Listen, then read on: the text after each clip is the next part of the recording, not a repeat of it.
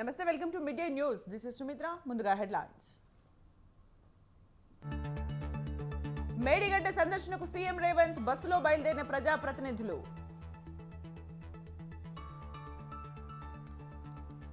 మేడిగడ్డ పరిసరాల్లో భారీగా పోలీస్ బందోబస్తు. నక్సల్స్ ప్రభావిత ప్రాంతం కావడంతో అప్రమత్తం.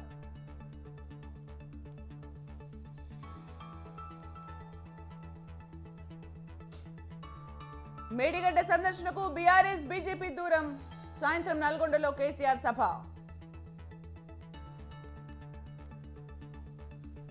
గ్రేటర్లో బీఆర్ఎస్ కు భారీ షాక్. సీఎం రేవంత్ ని కలిసిన డిప్యూటీ మేయర్ శ్రీలత.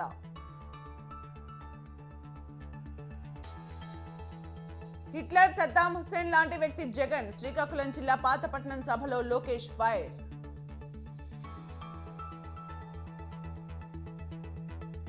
రెండు రోజుల పాటు అబుదాబిలో మోదీ పర్యటన. హిందూ దేవాలయాన్ని రేపు ప్రారంభించనున్న ప్రధాని.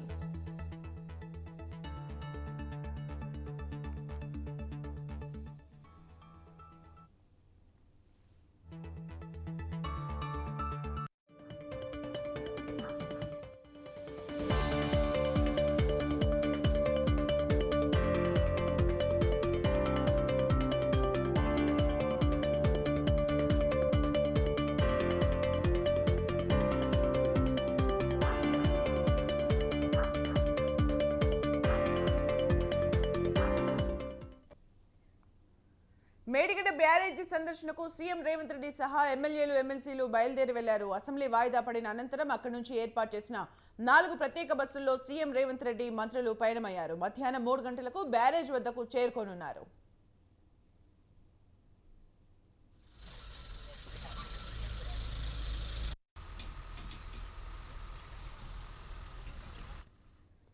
ఎమ్మెల్యేలు, ఎమ్మెల్సీల పర్యటన నేపథ్యంలో మేడిగడ్డ వద్ద అధికార యంత్రాంగం పటిష్ట భద్రతా ఏర్పాట్లు చేసింది.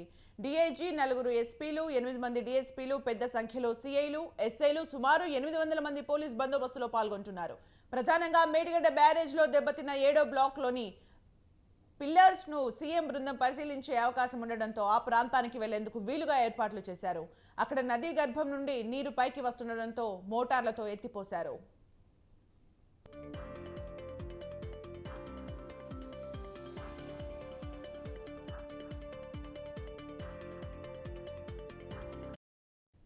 బ్యారేజ్ ప్రాంతంలో వ్యూ పాయింట్ వద్ద సుమారు 3000 మంది కూర్చోడానికి వీలుగా సభాస్థలిని ఏర్పాటు చేశారు. కాళేశ్వరం ప్రాజెక్టులోని లోపాలు, మేడిగడ్డ బ్యారేజ్ పరిస్థితిని ఇక్కడి నుంచే పవర్ పాయింట్ ప్రెజెంటేషన్ ద్వారా ప్రజలకు సీఎం వివరించనున్నారు.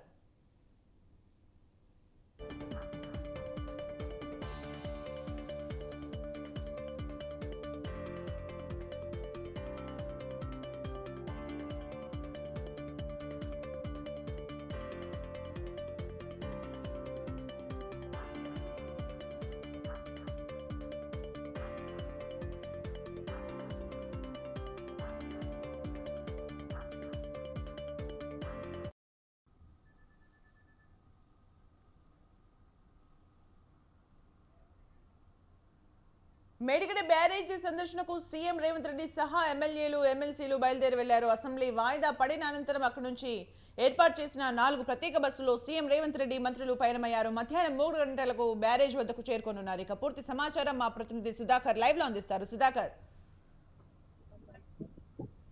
Thank you Sumitra. ఈ రోజు మేడిగడ్డకు తొలిసారిగా సీఎం అయిన రేవంత్ రెడ్డి పర్యటించనున్నారు. మేడిగడ్డతో పాటు అక్కడ ఉన్న చుట్టుపక్కల ఉన్న బ్యారేజ్ మొత్తం పూర్తి స్థాయిలో పరిశీలిస్తున్నారు. సీఎం రేవంత్ రెడ్డి కాకుండా ఉన్న తెలంగాణ రాష్ట్ర ముఖ్యమంత్రులతో మంత్రులు, ఎమ్మెల్యేలు, ఎమ్మెల్సీలు, ఎంపీలు కూడా అందరినీ రావాలని చెప్పి ఆహ్వానించి బస్సులతో పాటు అసెంబ్లీ అయిపోవడంతో నేరుగా మేడిగడ్డకు బయలుదేరడం జరిగింది. అక్కడ నుండి ఇప్పుడు మార్గ మధ్యలో రోడ్డు మార్గంలో రావడం జరుగుతుంది. వీటికి సంబంధించి మేడిగడ్డ ఏదైతే గత నవంబర్ 21 తారీఖు నాడు మొత్తం కుంగిపోయిన పిల్లర్లు ఏవైతే ఉన్నాయో ఒక 19, 20, 21, 22 పిల్లర్ల మొత్తం క్షుణ్ణంగా పరిశీలించి దానిపైన ఒక నివేదిక తీసుకున్నారు. అదే కాకుండా పవర్ ప్రాజెక్ట్ కూడా చేయడం ఉన్నారు. మొత్తం సుమారు 2500 మంది విఐపీలు కూర్చోవడానికి కూడా ఇక్కడ మొత్తం ఏర్పాట్లు చేయడం జరిగింది. ఇదే కాకుండా మొత్తం మీద చూస్తే ఈ యొక్క మేడిగడ్డ చుట్టుపక్కల ప్రాంతాల్లో ఉన్నది. ఎందుకంటే గతంలో చూస్తే మావోయిస్ట్ ప్రభావిత ప్రాంతం కాబట్టి ఇక్కడ భారీ స్థాయిలో బందోబస్తు కూడా ఒక ఐజీ స్థాయి అధికారి పర్యవేక్షణలో 4 ఎస్పీలు, 8 మంది డిఎస్పీలు, 40 మంది సిఐలు పైన, అదే కాకుండా 800 పై చిలుకు ఓ కానిస్టేబుల్స్ వీళ్ళందరూ కూడా అక్కడ ఉండే చుట్టూ పహారా కావడం జరుగుతుంది. ఇదే కాకుండా గ్రే హౌస్ తో పాటు మొత్తం ఇటు తెలంగాణ, మహారాష్ట్ర, ఛత్తీస్గఢ్ బార్డర్ లో మొత్తం క్షుణ్ణంగా ఎక్కడెక్కడ కూడా గ్రే హౌస్ వాళ్ళు కూడా పారామిలిటరీ బలగాలు, గ్రే హౌస్ వాళ్ళు కూడా మొత్తం ప్రతి ఒక్కరు కూడా కూంబింగ్ నిర్వహించడం జరుగుతుంది. ఎవరైనా అనుమానితులు అంటే ఎవరైనా అవపడినా కూడా వాళ్ళని తక్షణమే అదుపుకి తీసుకొని వారిని విచారించి వాళ్ళ దగ్గర పత్రాలు ఏమైనా ఉన్నాయా లేవా అని చెప్పి ఒక ఆధార్ కార్డు కానీ ఇతరంత పత్రాలను చూసి వారిని ఎక్కడికి పంపించడం జరుగుతుంది. ఎవరైనా డౌట్ ఉన్నా కూడా వారిపైన అనుమానం వస్తే పోలీసులు ఆధ్వర్యంలో తీసుకుని వాళ్ళు విచారించడం చేయబడుతుంది. అదే క్రమంలో చూస్తే ఇటు ఈ యొక్క పలిమిలే కానీ ఇటు కాళేశ్వరం ప్రాంతం కూడా ఎక్కడ మొత్తం ఏజెన్సీ ప్రాంతం, ఈ యొక్క ఏజెన్సీ ప్రాంతంలో ఎలా అవాంఛనీయ ఘటనలు కూడా జరగకుండా ఉండాలని చెప్పేసి ముందస్తుగా మొత్తం భారీ బందోబస్తు నిర్వహించడం జరిగింది. ఎందుకంటే ముఖ్యమంత్రి రోడ్డు మార్గంలో రావడం జరుగుతుంది. పోయేటప్పుడు రిటర్న్ లో 5:30-6 గంటల ప్రాంతం రిటర్న్ లో హెలికాప్టర్ లో మళ్ళీ బయలుదేరడానికి ముఖ్యమంత్రి అన్ని సన్నద్ధాలు కూడా అక్కడ ఏర్పాటు చేయడం జరుగుతుంది. ఇదే క్రమంలో చూస్తే ఇక్కడ మేడిగడ్డ గతంలో ఢిల్లీ నుంచి జనవరి నుంచి వచ్చిన 6 సభ్యులు వచ్చిన నివేదిక అందించడం జరిగింది. ఆ నివేదికను గతంలో చూస్తే ఇవన్నీ తీసుకున్న నివేదికలు ఇవన్నీ ఎక్కడి కూడా ఇవన్నీ ఒకటే రకంగా ఉన్నాయి, ఒక్కొక్క రకంగా చెప్పడం జరుగుతుంది. దీనిపైన క్షుణ్ణంగా ఇప్పుడు ఇక్కడికి వెళ్ళి ఎందుకంటే ఈ యొక్క మేడిగడ్డ బ్యారేజ్ నిర్మించడం వల్ల కాళేశ్వరం బ్యారేజ్ వల్ల ఎంత నష్టం జరుగుతుంది, ఎందుకంటే కొన్ని కోట్ల రూపాయల వృధా అవుతున్నాయని చెప్పడం జరుగుతుంది. ఎందుకంటే దీనికి సంబంధించి పూర్తిగా ఇక్కడ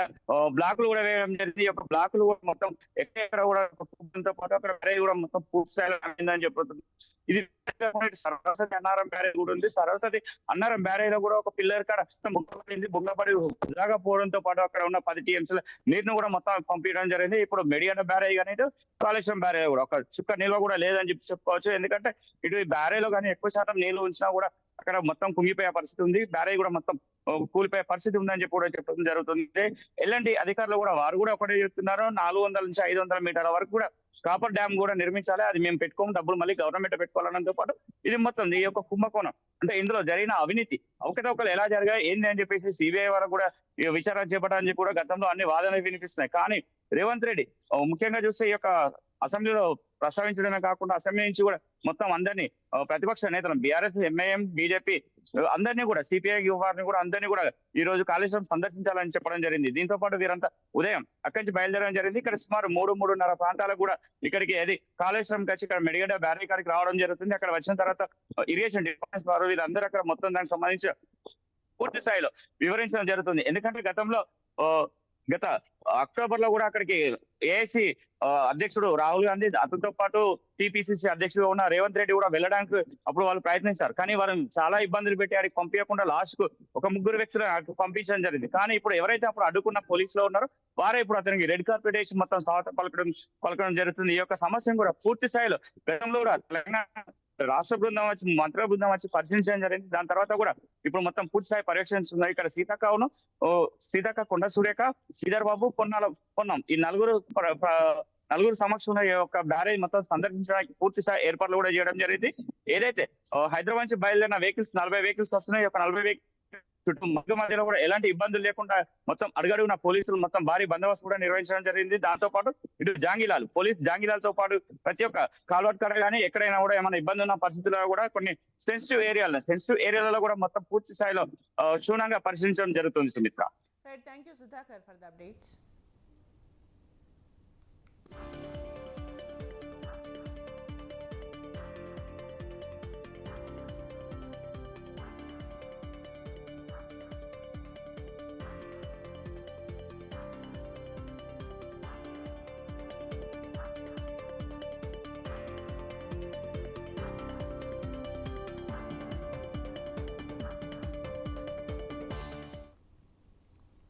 సాగునీటి ప్రాజెక్టులు ఆధునిక దేవాలయాలని పెద్దలు చెప్పారని సీఎం రేవంత్ రెడ్డి అన్నారు. దేవాలయాలు ఎంత పవిత్రమైనవో రైతులకు ప్రాజెక్టులు అంతే పవిత్రమైనవని చెప్పారు.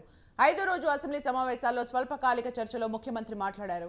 తెలంగాణకు ప్రధానంగా సాగునీటి కోసం 2 వనరులున్నాయని అవి కృష్ణా, గోదావరి జలాలు అని చెప్పారు. తెలంగాణను సస్యశ్యామలం చేసేందుకే ప్రాణహిత చేవెళ్ల ప్రాజెక్టును చేపట్టాలని గతంలో పాలకులు నిర్ణయం తీసుకున్నారని గుర్తు చేశారు. బీఆర్ఎస్ ప్రభుత్వం అధికారంలోకి వచ్చాక ప్రాజెక్టులు రీడిజైన్ అనే బ్రహ్మ పదార్థాన్ని కనిపెట్టారని విమర్శించారు. ప్రాణహిత చేవెళ్ల ప్రాజెక్టుకు 1.47 లక్షల కోట్లు పెంచారని మండిపడ్డారు. భవిష్యత్తులో మరింత పెరిగే అవకాశం ఉందని సీఎం రేవంత్ అన్నారు. మేడిగడ్డ బ్యారేజ్ అనేది కుంగిపోయింది అధ్యక్ష. కుంగిపోయినప్పుడు గతంలో ఉన్న ప్రభుత్వం ఏం చెప్పింది, బ్యారేజీ కింద ఇసుక కదిలింది, ఇసుక కదిలితే ప్రాజెక్టు కుంగింది అని చెప్పిండ్రు అధ్యక్ష. నేను తమరి ద్వారా అడుగుతున్న అధ్యక్ష, ఇసుకలో పీక మేడలు కట్టిండ్రు అధ్యక్ష. ఇసుక కదిలేటట్ల ప్రాజెక్టు బ్యారేజు కట్టి 1000 కోట్ల రూపాయలు ఖర్చు పెట్టి ఈరోజు అది కుంగిపోయితే చుట్టూత పోలీసు పహారాలు, వాగా బార్డర్లో కూడా అంత పోలీసు పహారాలు లేవు. ఈ మేడిగడ్డ ప్రాంతంలో పిట్ట కూడా ఎగరడానికి వీలు లేకుండా ఆనాటి ప్రభుత్వం ఆ కుంగిన బ్యారేజ్ను ఎవరిని చూడకుండా దాన్ని దాచిపెట్టినరు. దాంతో కేంద్ర ప్రభుత్వం దీనికి సంబంధించి ఫిర్యాదులు అందిన నేపథ్యంలో నేషనల్ డ్యామ్ సేఫ్ అథారిటీ అధికారులను పంపించి ప్రాథమికంగా ఆ ప్రాజెక్ట్ ఏం జరిగింది. మేడిగడ్డ పర్యటన ద్వారా తమపై బురద జల్లే ప్రయత్నం చేస్తున్నారని మాజీ మంత్రి హరీష్ రావు అన్నారు. కాళేశ్వరం ప్రాజెక్టు వల్ల లబ్ధి పొందిన ప్రజల్ని అడగండి అంటూ హితవు పలికారు. అసెంబ్లీలో సభా సాంప్రదాయాల్ని ఉల్లంఘించారని అన్నారు. అధికార పక్షం మాట్లాడిన తర్వాత ప్రతిపక్షానికి అవకాశం ఇవ్వలేదని మండిపడ్డారు. పార్లమెంట్ ఎన్నికల్లో లబ్ధి పొందేందుకు వాడుకుంటున్నారని హరీష్ రావు అన్నారు.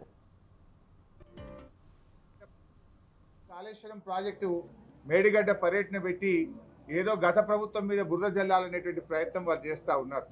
యాక్చువల్గా కాళేశ్వరం అంటే ఏంటి?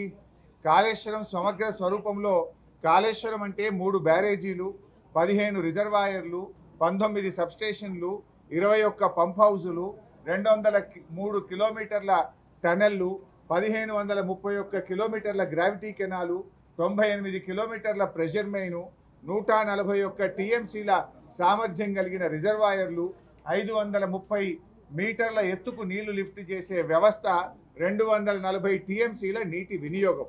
ఇది కాళేశ్వరం యొక్క సమాహారం.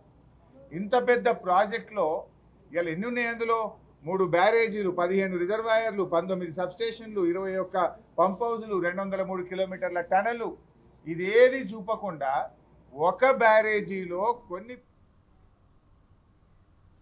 మొన్న యువగళం పాదయాత్ర, నేడు శంఖారావం యాత్ర. పేరు ఏదైనా సార్వత్రిక ఎన్నికల్లో సత్తా చాటడమే లక్ష్యం.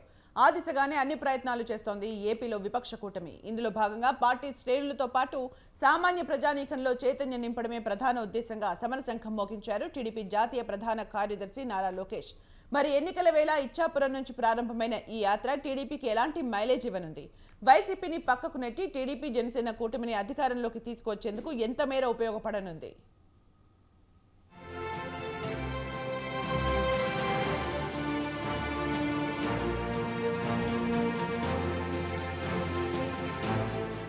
ఆంధ్రప్రదేశ్ అసెంబ్లీ పార్లమెంటు ఎన్నికల్లో విజయకేతనం ఎగురవేయాలన్న లక్ష్యంతో ముందుకెళ్తోంది టీడీపీ. 2024 ఎన్నికల్లో ఎట్టి పరిస్థితుల్లోనూ వైసీపీని అధికారంలోకి రాకుండా చేయాలన్న ఉద్దేశ్యంతో ఉన్న తెలుగుదేశం పార్టీకి జనసేనాని పవన్ కళ్యాణ్ సైతం కలిసి రావడంతో రెట్టించిన ఉత్సాహంతో యుద్ధానికి సిద్ధమవుతోంది విపక్ష కూటమి. ఇప్పటికే పలుమార్లు భేటీ అయిన టీడీపీ జనసేన పార్టీ అధినేతలు చంద్రబాబు, పవన్ కళ్యాణ్ సీట్ల సర్దుబాటు, అసంతృప్తులను బుజ్జగించేందుకు అనుసరించాల్సిన వ్యూహాలు, ఇతర అంశాలపై సుదీర్ఘంగా చర్చించారు. అటు ఇటీవల ఢిల్లీ వెళ్లిన టీడీపీ అధినేత చంద్రబాబు బీజేపీతో పొత్తు కుదుర్చుకునే అంశంపై కమలం అగ్రనేతలు అమిత్ షా, జేపీ నడ్డాతోనూ చర్చలు జరిపారు. అయితే పొత్తు చర్చలు సానుకూలంగా జరిగాయని, త్వరలోనే ఉమ్మడిగా సీట్ల ప్రకటన ఉంటుందన్న ప్రచారం జోరుగా సాగుతోంది. అన్ని అనుకున్నట్లుగా సాగితే ఈ నెలాఖరులోగా ఉమ్మడి అభ్యర్థుల ప్రకటన ఉంటుందన్న వాదన బలంగా వినిపిస్తోంది.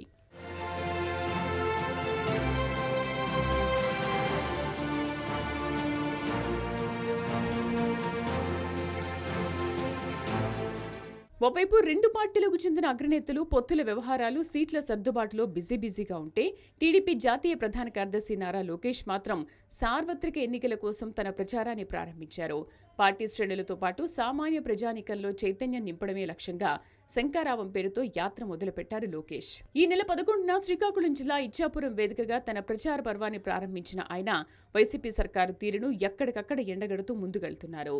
ప్రత్యేకించి ఉత్తరాంధ్రను తెలుగుదేశం పార్టీకి కంచుకోటగా అభివర్ణించిన ఆయన తమ ప్రభుత్వ హయాంలో ఈ ప్రాంతాన్ని జాబ్ క్యాపిటల్ ఆఫ్ ఇండియాగా చేస్తే, జగన్ ప్రభుత్వం మాత్రం గంజాయి క్యాపిటల్ చేసిందంటూ పోలికలతో సహా వివరిస్తూ ప్రజల్లో చైతన్యాన్ని, టీడీపీ వస్తే తమకు మరింత మేలు కలుగుతుందన్న ఆలోచనను కలిగించే ప్రయత్నం చేస్తున్నారు నారా లోకేష్. మన ఇచ్చాపురం అంటే నాకు ఒకే ఒక పదం వస్తుంది, తెలుగుదేశం పార్టీ అడ్డా. మన పార్టీ ఆవిర్భావం నుంచి కేవలం ఒకే ఒకసారి ఇచ్చాపురం నియోజకవర్గం మనం ఓడిపోయాం. 2014 నుంచి 2019 మధ్యన దాదాపు 1500 కోట్ల రూపాయలు ఖర్చు పెట్టి పెద్ద ఎత్తున మన నియోజకవర్గాన్ని మనం అభివృద్ధి చేసుకున్నాం. అనేక ప్రాజెక్టులు తీసుకొచ్చాం, ఆసుపత్రులు తీసుకొచ్చాం, అభివృద్ధి కార్యక్రమాలు చేశాం. కానీ మిమ్మల్ని అందరినీ ఒకటి అడుగుతున్నా, గత 5 సంవత్సరాలుగా వైకాపా ప్రభుత్వం ఇచ్చాపురం చేసిందేంటి, పీకింది ఏంటని. జగన్ పాదయాత్ర చేస్తూ ఇచ్చాపురానికి అనేక హామీలు ఇచ్చారు. ఏకంగా కోకోనట్ పార్క్ ఏర్పాటు చేస్తా అన్నాడు, చేశాడా అని ప్రజలందరిని అడుగుతున్నా. బిల్లబట్టి ప్రాజెక్ట్ మోడర్నైజేషన్ వర్కులు చేస్తా అన్నాడు, చేశాడా అని ప్రజలను అడుగుతున్నా. మహేంద్ర తనయ బహుదు నదులకి సంబంధించిన ఛానల్ వర్కులు కూడా రిపేర్ చేస్తానన్నాడు, చేశాడా అని ప్రజలందరిని ఒక్కసారి ఆలోచించమంటున్నా. 2 నెలలు ఓపిక పట్టండి, మళ్ళీ మన తెలుగుదేశం ప్రభుత్వం వస్తుంది. గత ఎన్నికల్లో పార్టీ పరంగా జరిగిన పొరపాట్లను మళ్లీ చేయకుండా, అలాగే నేతల మధ్య సమన్వయ లోపం లేకుండా చూసే ప్రయత్నం తన వంతుగా చేస్తున్నారు లోకేష్. రాష్ట్రంలో వైసీపీ వ్యతిరేక పవనాలు బలంగా వీస్తున్నాయన్న వార్తలు ఓవైపు జోరుగా వినిపిస్తున్నాయి. వీటికి తోడు ఎన్నికల వేళ ఎమ్మెల్యేల మార్పుతో వైసీపీలో అసంతృప్తి, ధిక్కార స్వరాలు గట్టిగా వినిపిస్తున్నాయి. ఈ నేపథ్యంలో రానున్న ఎన్నికల్లో ఎట్టి పరిస్థితుల్లోనూ గెలిచి తీరాలన్న పట్టుదలతో పార్టీ నేతల్ని ముందుకు నడిపే ప్రయత్నాన్ని శంఖారావం యాత్రతో గట్టిగా చేస్తున్నారు నారా లోకేష్. 5 ఏళ్లుగా రాష్ట్ర ప్రజల్లో వైసీపీపై ఉన్న వ్యతిరేకతను తమకు అనుకూలంగా మలుచుకునే ప్రయత్నం చేస్తున్నారాయన. అదే సమయంలో తమ ప్రభుత్వం అధికారంలోకి వస్తే ప్రజలకు ఏం చేస్తామో చెబుతూ ముందుకు సాగుతున్నారు. ఏదైతే బాబు సూపర్ 6 కార్యక్రమం మనం చేపట్టాలనుకుంటున్నామో మీ అందరికి ఒక కిట్ ఇస్తాం. ఆ కిట్ లో క్యాలెండర్లు ఉంటాయి, క్యాప్ ఉంటుంది, ఇట్లా సైకిల్ బ్యాడ్జ్ ఉంటుంది, చిన్న కార్డు కూడా ఇస్తాం. ఆ కిట్ తీసుకుని ప్రతి గడపకి మన బాబు సూపర్ 6 మేనిఫెస్టో తీసుకెళ్లాల్సిన బాధ్యత మీ అందరి పైన ఉంది. ఒక పక్కన క్యాలెండరు, ఇంకో పక్కన మన ఇచ్చే హామీలు. ఇట్లా 25 కిట్ చేస్తున్నాం, ఇట్లా 10 మీకు ఇస్తాం, అంటే 250. ఇది ప్రతి గడపకి తీసుకెళ్లాల్సిన బాధ్యత మీ అందరి పైన ఉంది. ప్రతి ఇంటికి చేర్చాల్సిన బాధ్యత మీ అందరి పైన ఉంది. ఇది ప్రతి గడపకి ఎందుకు ఇస్తున్నాం అంటే, రేపు మన ప్రభుత్వ అధికారంలోకి వచ్చిన వెంటనే ఈ హామీలన్నీ మనం అమలు చేయబోతున్నాం. 5 సంవత్సరాల తర్వాత వాళ్ళ ఇంటికి వెళ్ళి, ఇదిగో అమ్మా నీ క్యాలెండర్ ఉంది కదా, చూడు అక్కడ ఇచ్చిన 6 హామీలు మేము నిలబెట్టుకున్నామని గర్వంగా చెప్పుకునే విధంగా ఈ క్యాలెండర్లు ప్రతి గడపకి చేర్చవలసిందిగా మిమ్మల్ని కోరుతున్నాను. ఇక నేతల్లో జోష్ నింపేందుకు, ప్రత్యర్థులను ఆత్మరక్షణలో పడేసేందుకు వైసీపీ నేతలపై తనదైన శైలిలో సెటైర్లు వేస్తున్నారు లోకేష్. ఏపీ సీఎం జగన్ మరో కొత్త పథకం తీసుకొచ్చారని, దాని పేరే ఎమ్మెల్యేల బదిలీ పథకం అంటూ ఎద్దేవా చేశారాయన. గతంలో 151 సీట్లు సాధించి చేసిందేమీ లేదన్న ఆయన, విద్యుత్, ఆర్టీసీ సహా వివిధ రకాల ఛార్జీలు పెంచారంటూ విమర్శలు గుప్పించారు. జగన్ పని అయిపోయిందని సొంత పార్టీ ఎమ్మెల్యేలే అంటున్నారని చెప్పుకొచ్చారు నారా లోకేష్. చంద్రబాబు నాయుడు గారిని అరెస్ట్ చేసిన వెంటనే పవన్ అన్న పెద్ద ఎత్తున ఆనాడు స్పందించారు. ప్రత్యేక విమానంలో ఆంధ్ర రాష్ట్రానికి రావాలంటే ఏకంగా ఆపేసింది ప్రభుత్వం, పర్మిషనే క్యాన్సిల్ చేసింది. దాని తర్వాత రోడ్ మార్గంలో వచ్చేదానికి ప్రయత్నిస్తే బార్డర్లో ఆపేసింది ప్రభుత్వం. అందుకే ఆనాడు పవన్ అన్న కూడా నిర్ణయించాడు, ఈ సైకోని ఆంధ్ర రాష్ట్రాన్ని తరిమి కొట్టాలని. ఆనాడే పవన్ గారు కూడా చాలా స్పష్టంగా చెప్పారు, hello AP, bye bye YCP అని. ఆ బాధ్యత మనందరం భుజస్కంధాల పైన మోయాలి. గతంలో యువగళం పేరుతో సుదీర్ఘంగా పాదయాత్ర చేశారు నారా లోకేష్. ఏపీలోని 11 ఉమ్మడి జిల్లాల్లో 97 అసెంబ్లీ నియోజకవర్గాలు, 2028 గ్రామాల మీదుగా మొత్తం 3132 కిలోమీటర్లు నడిచారు. ఇప్పుడు రోజుకు 3 చొప్పున నియోజకవర్గాల్లో పర్యటిస్తూ ప్రచారం నిర్వహిస్తారు నారా లోకేష్. ప్రధానంగా యువగళం పాదయాత్ర జరిగిన ప్రాంతాలను ఈ శంఖారావం యాత్రలో కవర్ చేయనున్నారు. మరి సుమారు 50 రోజుల పాటు కొనసాగే ఈ యాత్ర టీడీపీ జనసేన కూటమికి ఏ స్థాయిలో మైలేజ్ తీసుకొస్తుందన్నది ఆసక్తికరంగా మారింది.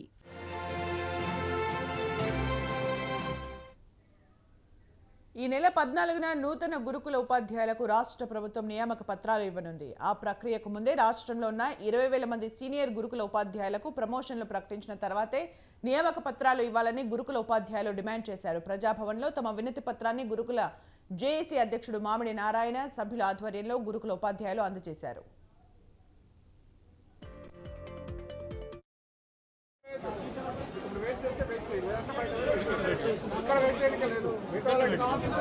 డిస్టర్బెన్స్ చేస్తామంటే మిగతా వాళ్ళకి డిస్టర్బెన్స్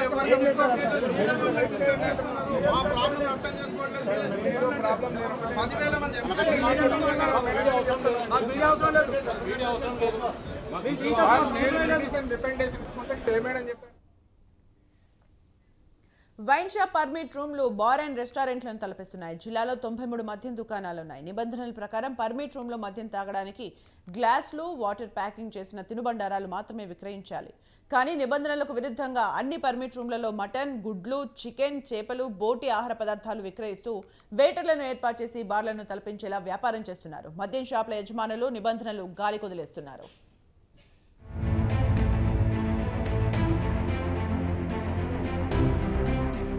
సిద్దిపేట జిల్లాలో వైన్ షాపులు బార్లుగా, సిట్టింగ్లే రెస్టారెంట్లుగా నడిపిస్తున్నారు. అధికారుల అండదండలతో రోడ్లపైన, కాలేజీల ముందు వైన్ షాపులను ఏర్పాటు చేశారు. ప్రభుత్వ నిబంధనల పేరుతో యువతను చెడు మార్గానికి, మహిళలను ఇబ్బందులకు, రోడ్డు ప్రమాదాలకు వారధిగా నిలుస్తున్న ఘటన జిల్లాలో నెలకొంది.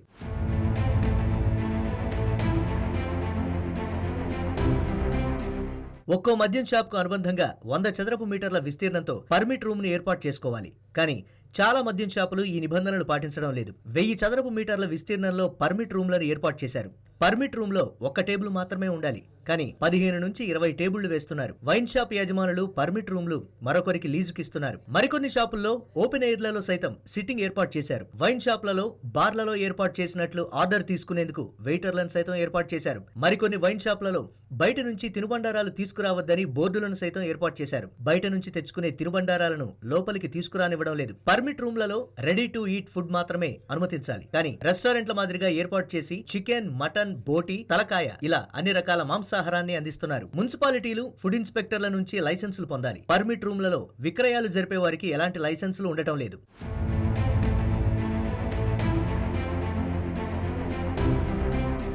చినకోడూరు మండల కేంద్రంలో వైన్ షాప్ నివాస గృహాల మధ్య నిత్యం ప్రభుత్వ కార్యాలయాలకు, స్కూల్, కాలేజీలకు వెళ్లేదారిలో ఏర్పాటు చేయొద్దని గ్రామ పంచాయతీ పాలకవర్గం వినతి పత్రాన్ని అందించారు. అయినప్పటికీ అధికారులు మామూళ్లకు అలవాటు పడి అక్కడే ఏర్పాటు చేశారు. సిద్దిపేట అర్బన్ మండలం పొన్నాల గ్రామం వద్ద నిత్యం రద్దీగా ఉండే హైదరాబాద్ నుండి రామగుండం రాజీవ్ రహదారి ప్రధాన రహదారిపై మద్యం షాపులను ఏర్పాటు చేశారు. మామూళ్ల మత్తులో పడ్డ అధికారులు ప్రధాన రహదారి నుండి 200 మీటర్ల దూరంలో ఏర్పాటు చేయాలనే నిబంధన తుంగలో తొక్కారు. ఈ వైన్ షాప్ ముందు గత నెల రోజుల క్రితం షాప్ నుండి మద్యం కొనుగోలు చేసి వస్తున్న వ్యక్తి వాహనం ఢీకొనడంతో అక్కడికక్కడే మృతి చెందినా కూడా అధికారులు పట్టించుకోవడం లేదని గ్రామస్తులు ఆరోపిస్తున్నారు. అక్కడి నుండి షాపును మార్చాలని బాధితులు డిమాండ్ చేసినా అధికారులు ఏమాత్రం చర్యలు తీసుకోకపోవడంతో అధికారుల పనితీరు ఎలా ఉందో తెలుస్తోంది.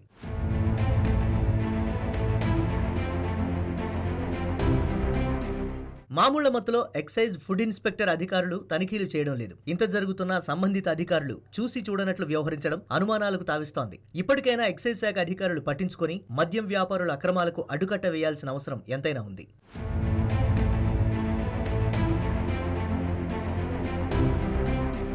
పర్మిట్ రూమ్లు 100 చదరపు మీటర్ల విస్తీర్ణంలో ఉండాలి. అంతకంటే ఎక్కువ ఉన్న వాటిని పరిశీలించి చర్యలు తీసుకుంటాం. స్థల మార్పు కోసం 5 దరఖాస్తులు వచ్చాయి. వాటిని కమిషనర్ కు పంపించాం. అక్కడి నుండి వచ్చే ఆదేశాల మేరకు ముందుకు వెళ్తామంటున్నారు ఎక్సైజ్ శాఖ అధికారి శ్రీనివాసమూర్తి.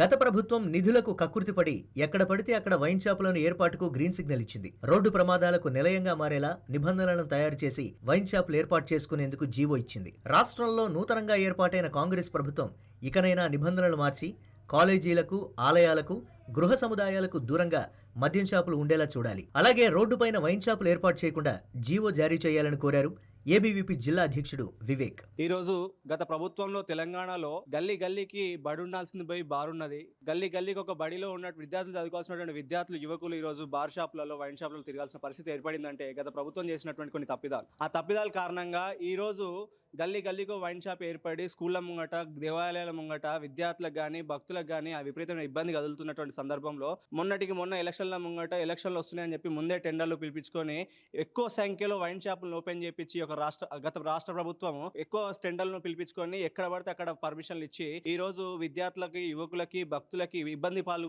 కలిగిస్తున్నటువంటి పరిస్థితి ఏర్పడింది.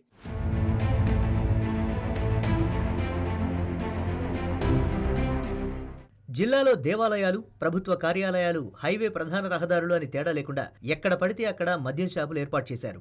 ప్రజలకు ఇబ్బంది కలుగుతుందని తెలిసినా కూడా మద్యం షాపులు షిఫ్ట్ చేయడం లేదు. మహిళలు రోడ్డుపైన ఒంటరిగా నడవాలంటే ఇబ్బందిగా ఉండే విధంగా వైన్ షాపులను ఏర్పాటు చేశారు. జిల్లాలో అధికారులు మామూళ్లకు అలవాటు పడి సామాన్య ప్రజల ఇబ్బందులను ఏమాత్రం పట్టించుకోవడం లేదు. ఇకనైనా రోడ్లపైన ఆలయాలు, విద్యాలయాలకు సమీపంలో ఉన్న వైన్ షాపులను తొలగించాలని సిఐటియు మహిళా అధ్యక్షురాలు కోరుతున్నారు. ఎక్కడ చూసుకున్నా ఇవాళ బహిరంగ ప్రదేశాలలో బెల్ట్ షాపులకు అనుమతిచ్చి అనేక రకాలుగా ఇవాళ విద్యా సంస్థలు కావచ్చు, గుడులు కావచ్చు, బడులు కావచ్చు, ఏవైనా ఈ ప్రదేశాలలో దూరంగా ఉండాల్సిన మద్యం దుకాణాలు ఇవాళ వాటి పక్కనే ఉండడం, లేదంటే వాటికి ఎదురుగా ప్రారంభించడం జరుగుతుంది. దీని ద్వారా అనేక ఇబ్బందులు పడుతున్నటువంటి ప్రజలున్నారు. ముఖ్యంగా మహిళలు, విద్యార్థులు ఇలా కాలేజీకి రాలేనటువంటి పరిస్థితుల్లో అమ్మాయిలు ఉన్నారు.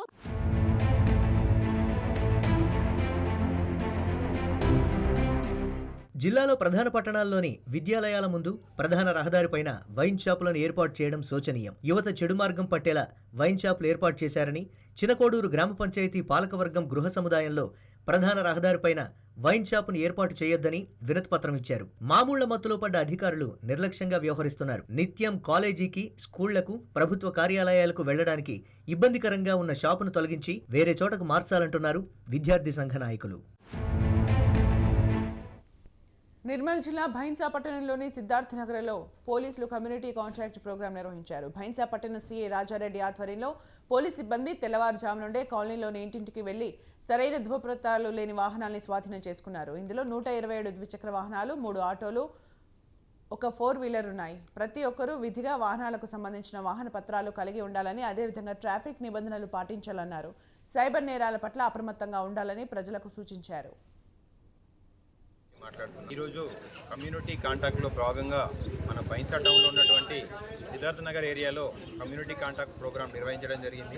ఇట్టి కమ్యూనిటీ కాంటాక్ట్ ప్రోగ్రాంకు వివిధ ర్యాంకులలో కలిసి ఒక 60 మంది పోలీస్ వారితో కలిసి ఈ కార్డినెన్స్ సెర్చ్ చేయడం జరిగింది.